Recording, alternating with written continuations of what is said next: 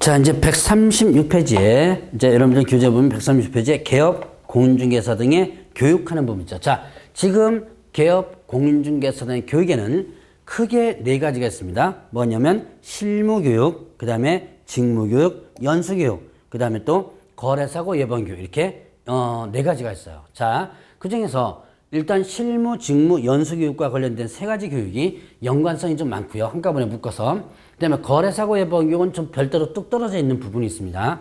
자, 그래서 이런 실무교육과 그 다음에 또 직무교육, 연수교육, 실시권자라든가 시간이라든가 이런 것들에 대해서는 여러분들이 하나씩 구분을 하고 정리를 좀 해주셔야 되는 부분이 있습니다. 자, 먼저 교육 부분에 가면, 자, 실무교육 있죠.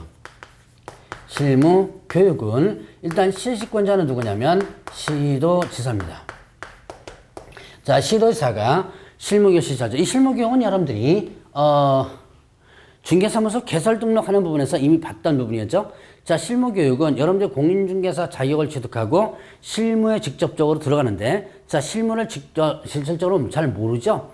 그렇기 때문에 이 실무가 이렇다는 것을 알려주는 것이 바로 이런 실무교육이다라고 했었습니다. 자, 그러면 이런 실무교육과 관련된 부분은 실시권자는 누구냐면 시도지사죠. 그래서 중개사무소 개설 등록하고자 할 때는 누가 실시하는? 시도지사가 실시하는 실무교육 받아야 된다. 등록 신청일 전 1년 이렇게 되죠.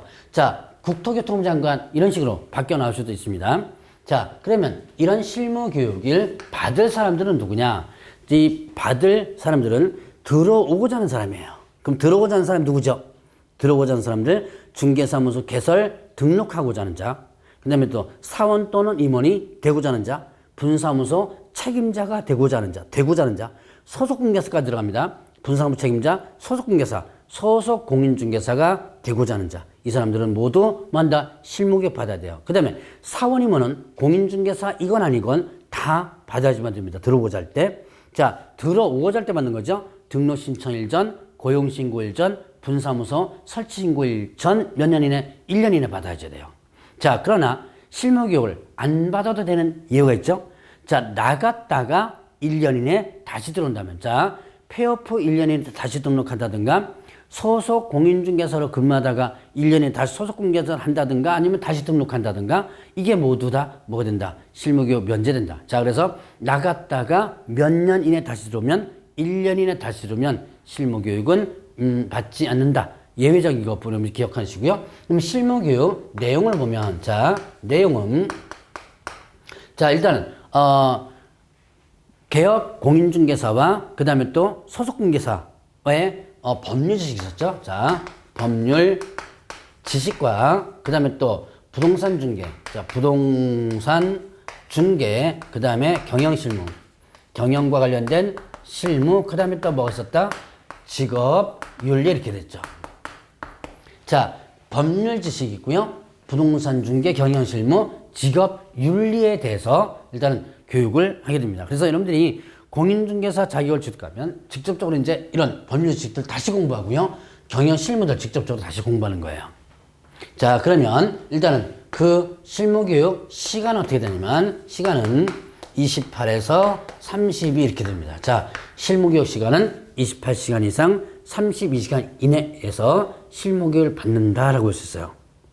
자, 그러면 이제 이런 실무교육과 관련된 부분은 들어오고자 하는 사람과 관련되는 부분입니다. 그래서 자, 대상, 그 다음 내용, 시간, 이거를 여러분들이 중점적으로 해서 기억을 해 놓으시면 되고요. 자, 그러면 이제 직무교육을 한번 볼까요? 자, 직무교육. 자, 직무교육은 실시권자가 누구죠? 시도지사 또는 등록관청인데, 등록관청입니다. 그럼 직무교육은 누구를 대상으로 하냐면 중개보조원을 대상으로 해요. 자, 직무교육은 누굴 대상으로 한다?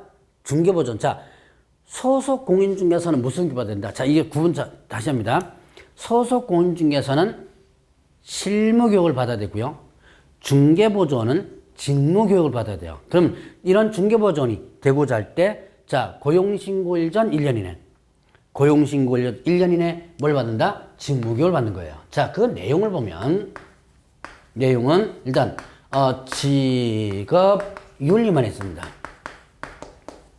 직업윤리. 자, 부동산 중에 경영실무, 법률지식 이런 거 하나도 없어요. 그래서 직업윤리만 교육을 받도록 하고 있는데, 자, 보죠. 이 직업윤리 이렇게 되니까 그렇게 크게 교육할 게 많이 없겠죠? 그래서 시간도 어떻게 된다? 자, 시간은 어떻게 돼요? 3에서 4 이렇게 되는 거예요. 자, 이렇게 교육과 관련된 부분을 일단 여러분들이 내용, 시간 이렇게 비교를 해보시면 되죠. 자, 그래서 다시 한번 직무교육은 누구가 받는다? 중개보존이 되고자 할 때, 실무교육은 들어오고자 할 때, 등록하고자, 사원 또는 임원이 되고자, 그 다음에 또 분사무 책임자가 되고자, 그 다음에 소속 공인중개사가 되고자 할 때는 실무교육 받는다. 이런 걸 여러분이 구분해 보시고, 자, 그러면 이제 연수교육과 관련된 부분 있죠? 자, 연수교육. 자, 이 연수교육은 일단 실시권자가 누구냐면 시도지사입니다.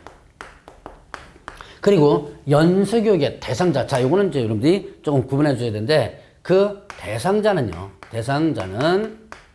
개업, 공인, 중개사 및, 그 다음에 소속 공인중개사예요. 자, 연수교육. 자, 이 실무교육과 직무교육은 들어오고자 할 때 받는 건데, 이 연수교육은 이미 들어와 있는 상태에서 받습니다. 들어와 있는 사람. 즉, 개업공개사 들어와 있는 사람, 소속공개사 들어와 있는 사람에게 교육시킨 거예요.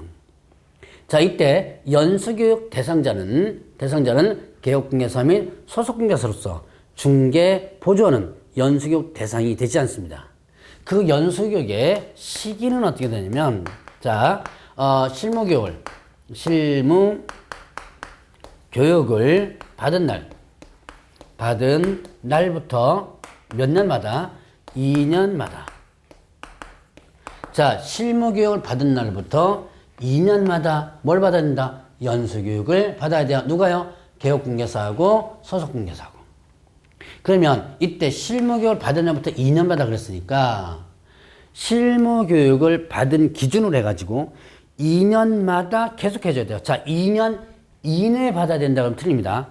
2년마다 받는 거예요. 2년마다. 그러니까 2년. 연수교육 받으면 또 2년, 또 연수교육 받고 또 2년. 이렇게 된 거죠. 자, 그래서 2년마다 받아야 되는 계속 연속적인 교육이에요. 이 업무에 종사한다면, 자, 이거 만약에 실무교육을 받은 날부터 2년마다 받아야 되는데, 이 사람들이 안 받죠? 자, 위반하게 된다면, 이때는 어떻게 되냐면, 500만원 이하의 과태료예요. 자, 그래서 연수교육 안 받으면, 개업공개사 안 받으면 개업공개사에게, 소속공개사 안 받으면 소속공개사에게 얼마인다? 500만원 이하의 과태료를 부과하게 되는 거예요. 자, 그래서 요거 여러분들 일단 구분을 해보시고, 자, 그러면 이제 그 내용을 보게 되면, 내용은 어떻다? 자, 법제도의 변경사항이에요. 변경사항. 자, 그 다음에 부동산 중개. 그 다음에 또 뭐가 있었다? 경영실무, 그 다음에 뭐가 있었어요? 직업윤리 이렇게 된 거죠. 직업윤리 이렇게 됩니다. 그래서 법제도의 변경사항이 있고요. 그 다음에 부동산 중개, 경영실무, 직업윤리. 이것이 연수교육과 관련된 부분이에요. 교육 내용을 보면 실무교육은 뭐라고 해서 이게 법률지식이었죠. 실무교육은 법률지식이었는데 변경사항으로만 바뀌었고 나머지는 실무교육 내용과 같은 거예요. 그리고 시간이 어떻게 되냐면, 자, 12에서 16시간 이렇게 됩니다. 12, 16. 자, 12, 16이라고 하는데요. 자, 보죠. 실무교육은 28, 30이고, 실무교육은 28, 32, 그 다음에 또 직무교육은 3, 4, 그 다음에 또 연수교육은 12, 16. 이렇게 시간에 대한 부분을 일단 여러분이 구분해서 체크해 놓으셔야지만 됩니다. 자, 그러면 연수교육은 지금 현재 일하고 있는 사람에게 하기 때문에 내가 원해서 하는 게 아니라 2년마다 꼭 받아야죠. 그래서 통지를 해야 돼요. 자, 교육에 통지를 해야 되는데, 이 통지는, 자, 실무교육, 그 다음에 또 연수교육 받은 날부터 2년이 되기 몇 개월 전까지, 2년이 되기 2개월 전. 2월 전까지 뭐 한다? 통지하라. 그래서 2년이 되기 2개월 전까지 통지를 해서 받을 수 있도록 해줘야지만 됩니다. 자, 그래서 이렇게 이제 교육에 의무적으로 받아야 되는 이 연수교육은요, 이건 참 사연이 많아요. 이 연수교육은. 원래 이 연수교육은 1990년대까지 있었던 거예요. 90년대까지. 그래서 90년도 때까지는 매년이 아니지, 2년마다, 이것처럼 2년마다 의무적으로 이 개혁국에서의 교육을 받도록 한 겁니다. 그랬더니 이제 강제교육이다 보니까 이 강제교육 안 하면 500원 같아요. 옛날에는 이거 안 받으면 업무정지였었어요. 옛날 얘기는. 자, 어쨌든 지금 500원 같아지만 강제교육이다 보니까 불만이 많은 거예요. 아니, 바쁜 사람들 데려다 놓고 이거 뭐 하는 거냐, 이틀 동안 해가지고 민원을 확 집어넣어가지고 이 연수교육을 없애버렸습니다. 그러니까 들어올 때 받는 실무교육만 받고요. 연수교육은 다 없애버렸어요. 없애버렸더만 그다음부터 뭐 어떤 현상이 벌어지게요? 사고가 펑펑 터집니다. 참 공부 안 해요. 공인중개사 자격을 취득을 할 때는 눈에 불을 켜고 공부하죠. 여러분들 지금 눈에 불 켜고 있죠? 눈에 불을 켜고 공부하는데 공인중개사 자격 취득하고 중개업무를 할 때는 정말로 공부 안 합니다. 제가 참 답답한 때가 많아요. 지금 현업에 있는 분들 질문들도 많이 들어오거든요. 특히 이제 학원이라든가 이런 쪽에서 공부했던 분들은 저한테 질문 많이 들어오는데 정말 답답한 때가 많아요. 공부 제발 좀 하라 그러는데 공부 안 해요. 하도 공부를 안 하니까 사고들이 많이 터지는 거예요. 그래서 다시 이 교육제도를 부활시킨 겁니다. 강제교육을. 이건 강제교육이에요, 이거는요. 그래서 만약에 열심히 여러분들이 여러분들은 아니죠. 여러분들이 공부하는 분들이니까. 자, 개업 공인중개사들이 열심히 공부해가지고 사고가 그렇게 안 났다면 이 교육은 부활시키지가 않았던 교육인데 하도 공부 안 하니까 이렇게 부활을 시킨 그런 교육입니다. 자, 그래서 이 교육들 여러분들 일단 기억을 한번 해보시고요. 그 다음에 이제 여러분들 137페이지 보니까 교육의 지침 마련이 있었죠. 자, 국토교통장관은 시도지사가 실시하는 실무교육, 직무교육, 연수교육의 전국적 균형 유지를 위해서 국토교통부 장관이 그 지침을 마련할 수 있다라고 했습니다. 자, 그러면 이때 지침에 대해서는 대통령령으로 적는데요. 자, 지금 보죠. 실무교육, 그 다음에 직무교육, 연수교육을 시도지사가 실시합니다. 서울시에서, 경기도에서, 충청도에서 각각 실시하는 거예요. 그러다 보니까 이게 제각각이 될 수도 있죠. 그래서 어떻게 한다? 그 기준을 마련해 놓는 것이 바로 지침이다라고 볼 수 있습니다. 그러면 일단은 그 지침에 포함될 사항들을 보면 교육의 목적, 대상, 과목, 시간, 강사 자격, 수강료, 수강 신청 이런 것들인데요. 여기에는 강사의 자격은 있지만 강사비 규정이 일단 없어요. 그거 여러분들 주의해 보시고, 자, 일단 지침 마련 규정은 실무, 직무, 연수. 자, 그럼 교육에 위탁이 있습니다. 자, 위탁의 근거 규정 이런 게 있어요.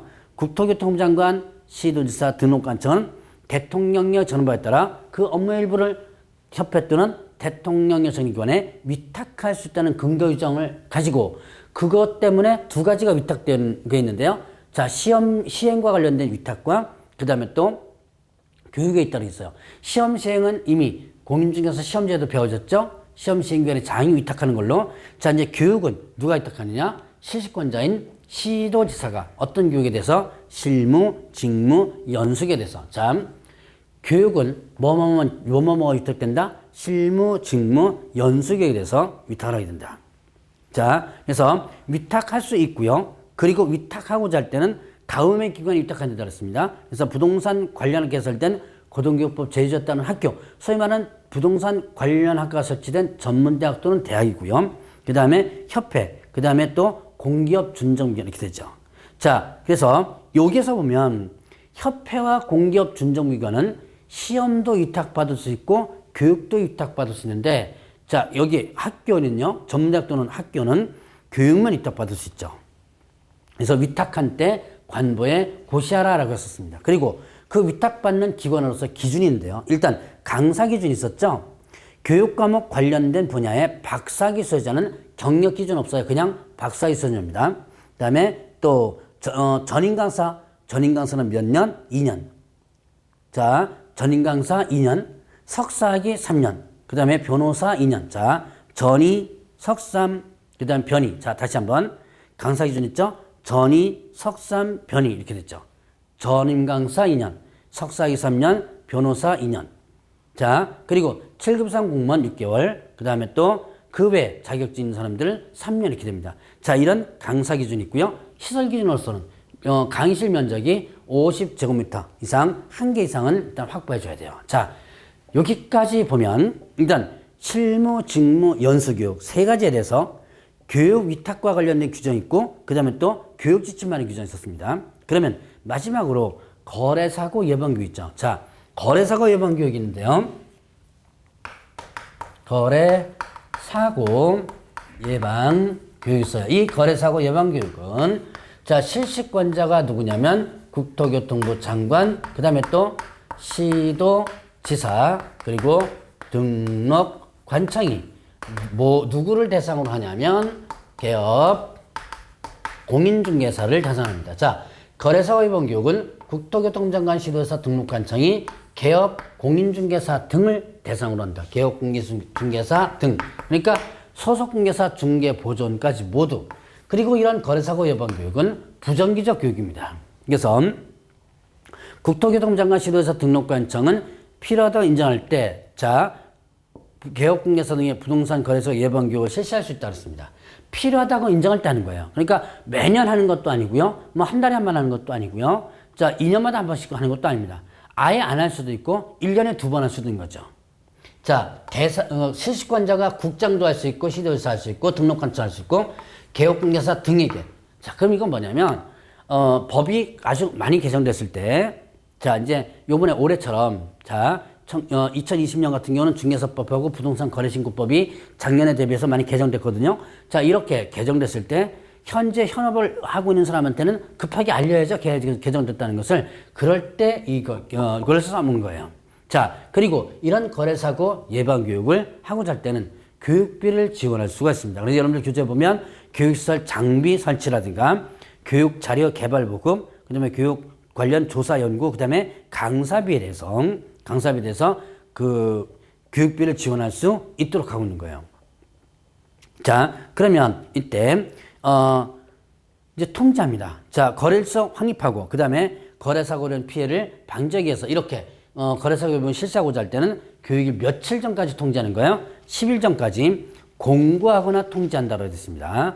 자, 그러면 이 거래사고 예방교육은 일단 지침 마련 규정도 없고 위탁 규정도 없어요. 그걸 여기 참고적으로 기억을 해 놓으시고. 자, 그러면 이제 교재 141페이지에 보면 뭐가 나오냐면 중개보수 부분이 나와요. 자, 중개보수, 요거는 개업 공인중개사가 중개인을 하면서 받을 수 있는 하나의 돈이죠. 그 대가로서 받을 수 있는 거죠. 그러면 이때 자, 중개보수 부분에서 보면 중개보수에 자, 청구권이 있어요. 이 청구권의 발생, 그 다음에 행사, 그리고 소멸, 이렇게 세 가지 나타나는데, 자, 중개보수 청구권, 돈 달라고 할 수 있는 권리예요.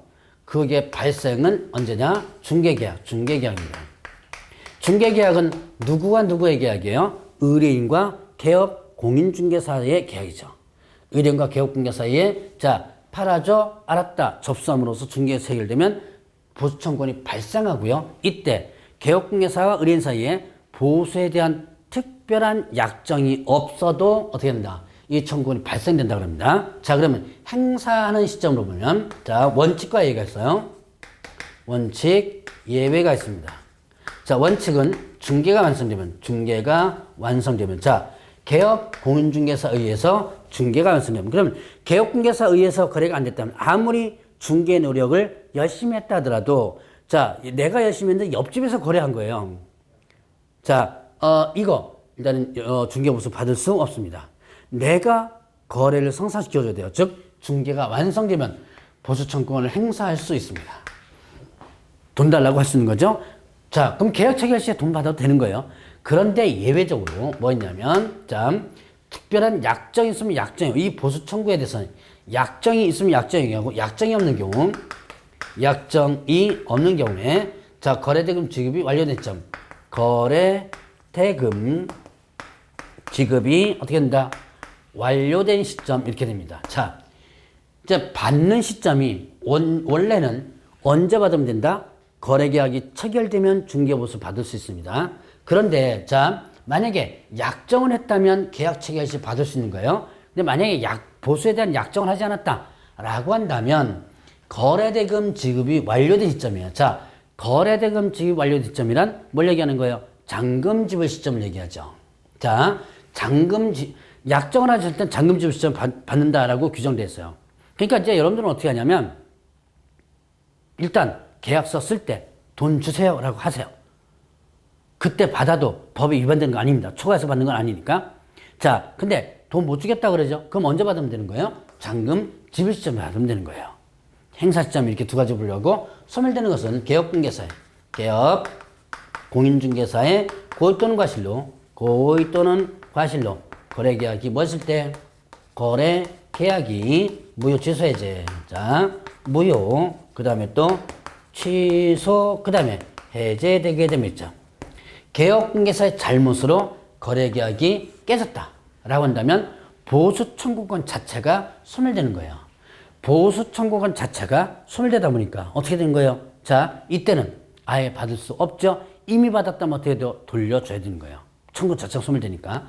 근데 만약에 개업공개사의 고의과실이 아닌 사유로 당사자 사유로 거래가 무효 취소됐다라고 한다면 이때는 이거는 소멸되지 않습니다. 그러니까 내 잘못 때문에 계약 깨졌다면 청구권 자체 소멸돼서 받지 못하지만 나는 잘못 없이 지네들끼리 어떻게 합의됐거나 뭔가 잘못돼가지고 한 거라면 보수받을 수는 있다라는 본 거예요. 자, 그래서 발생, 행사, 소멸되는 부분 봤고요. 자, 그러면 보수 청구권을 보죠. 보수는 주택과 그 다음에 주택외와 주택외와 그 다음에 오피스텔 이렇게 세 가지로 구분됩니다. 자, 주택과 관련된 부분은 부속 토지까지가 포함되는데요.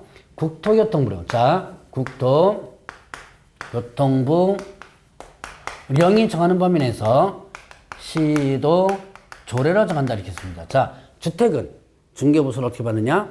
국토교통부령이 정하는 범위 내에서 어떻게 돼요? 시도 조례로 받는다라고 되어 있어요. 자, 그러면 일단은 여기서 국토교통부령 하면 뭐를 얘기하느냐? 두 가지죠. 일단은 국토교통부령은 매매교환. 자, 매매하고 교환은 1,000분의 9, 0.9%고요.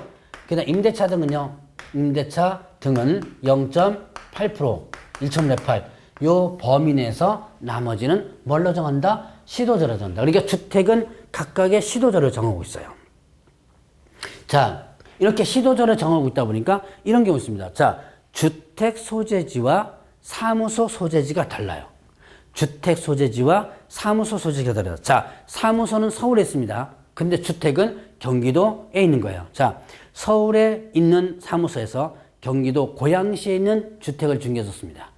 그러면 서울시 조례와 경기도 조례가 다를 수 있죠?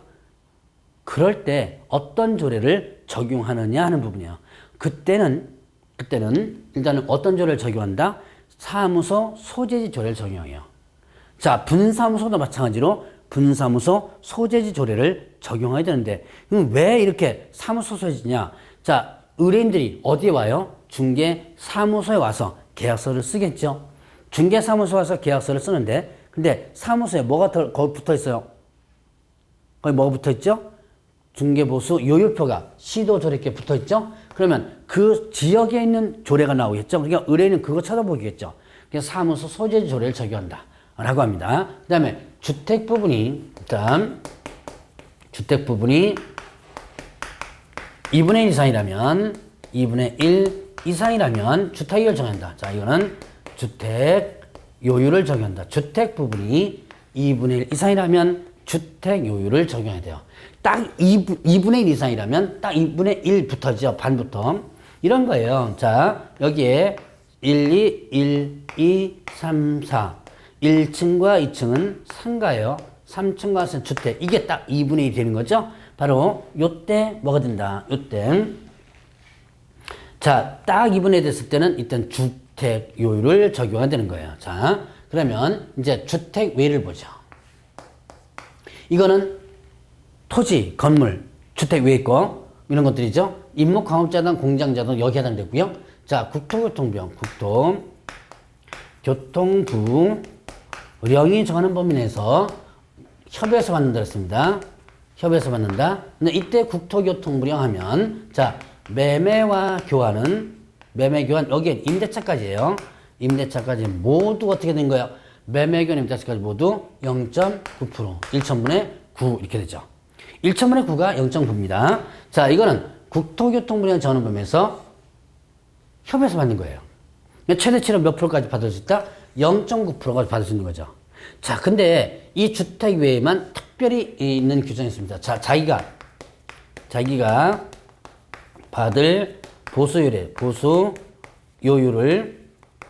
요율표에 명시하고, 요율표에 명시하고, 그 다음에 초과수수 금지.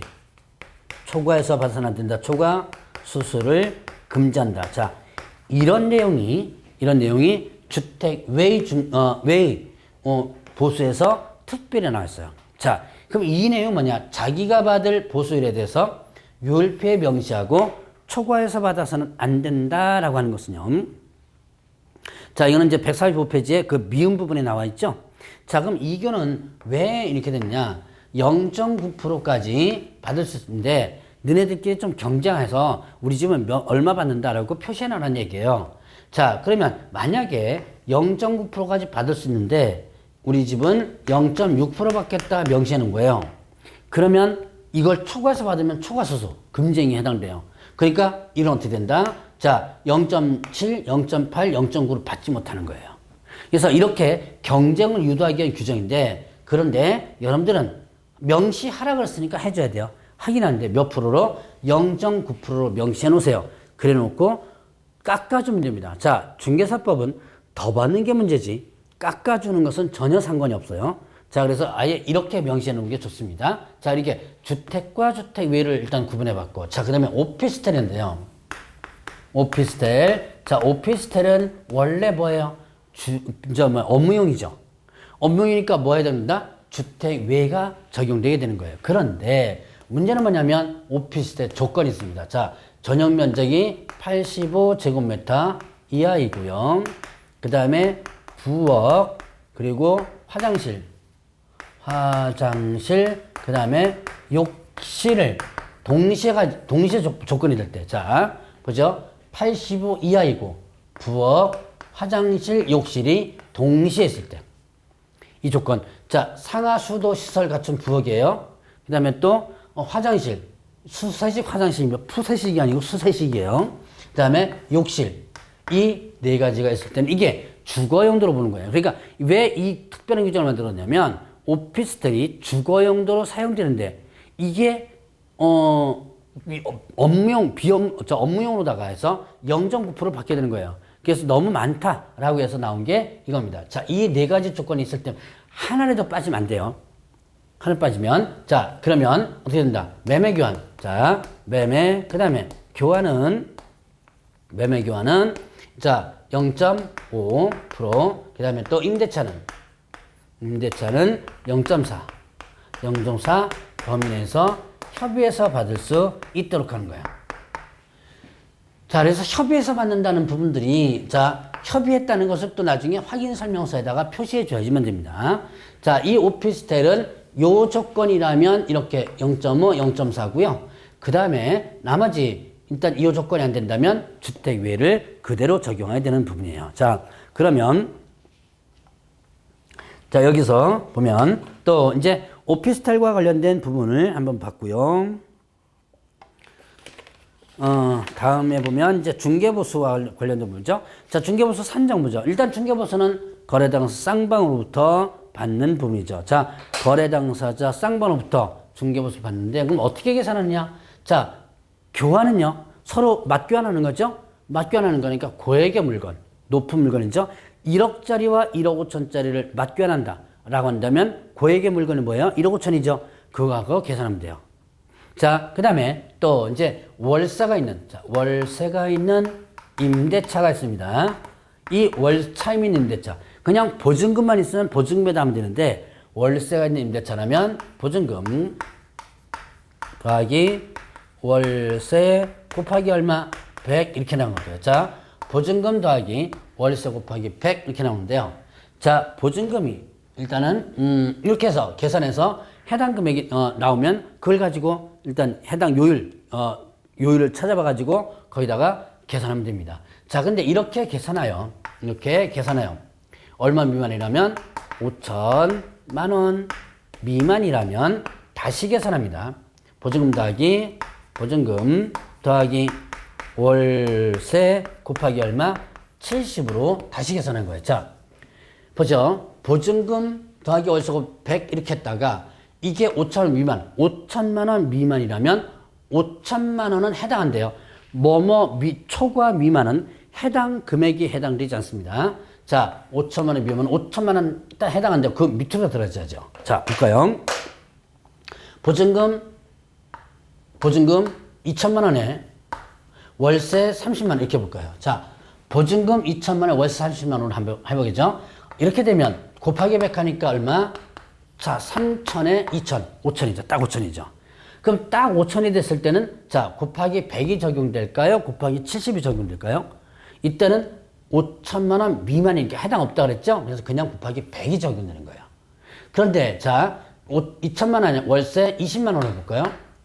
월세 10만 원. 이렇게 된다면 어떻게 돼요? 곱하기 100 하니까 2천에 4천이죠. 딱 계산, 100으로 계산하면 4천이에요. 4천이면 5천만 원 미만이 되는 거죠. 그러면 어떻게 돼요? 보증금 더하기 월세 곱하기 70. 이게 적용되는 거죠.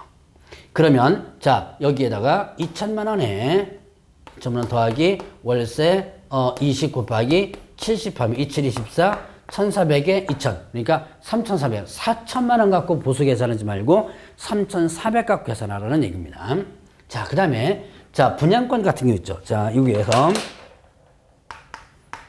분양권은요, 이거는 실제 거래 가격인데 실제 거래 가격인데요. 자, 이거는 뭐냐면 자, 여기에 기납입된 금액에 뭐까지를 프리미엄을 합친 거다라고 볼 수 있습니다.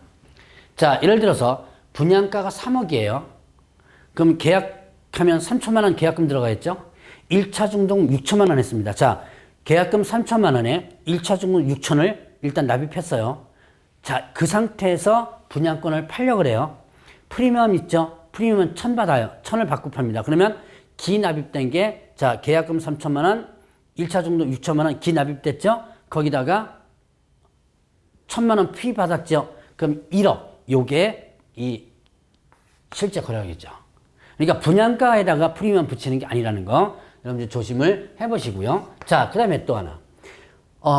이 계산할 때 동일 이게 있어요. 동일 대상물에 대하여, 자, 동일 대상물에 대하여 동일 당사자 간의 매매 포함해서 이 이상 거래가 동일 기회에 이루어집니다. 이렇게 됩니다. 자, 동일 대상물에 대해서 동일 당사자 간에 이렇게 되죠.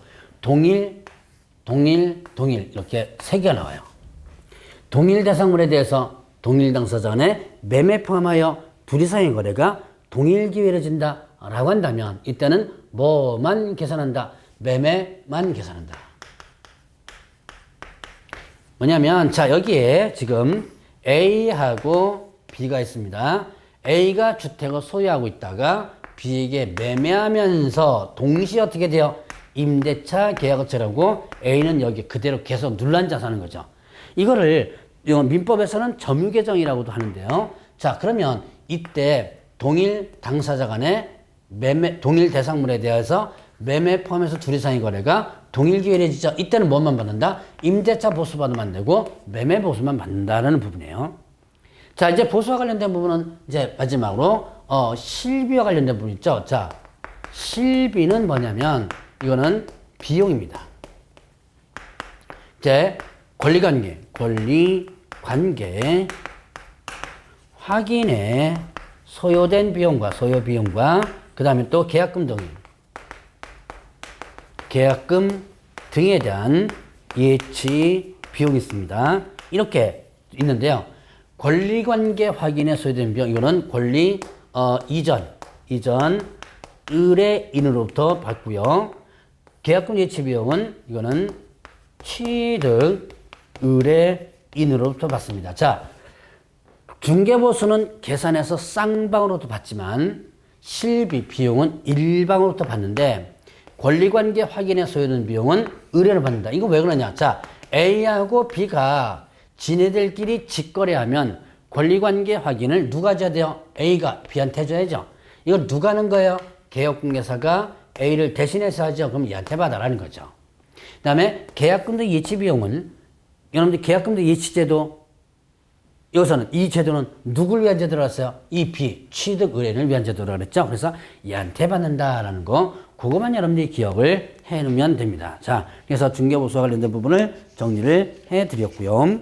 참고적으로 부가가치세는 현재는 일단 더 받으면 부가가치를 더 받으면 초과수수에는 해당되지는 않습니다. 자, 그러면 이제 다음 시간에는 공인중개사 협회에 대해서 살펴보도록 하겠습니다.